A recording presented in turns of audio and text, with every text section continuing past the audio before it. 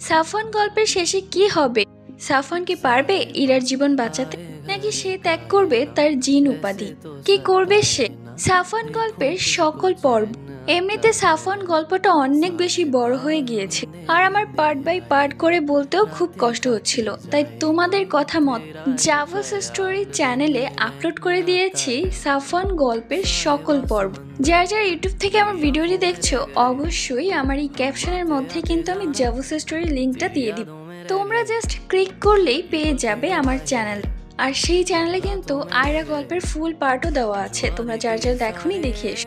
আর যারা যারা টিকটক থেকে এই ভিডিওটি দেখছো, তোমরা কিন্তু আমার টিকটকের বায়োতেই জাভস স্টোরির লিঙ্ক পেয়ে যাবে, তো সেখানে ক্লিক করো অ্যান্ড দেখে নাও।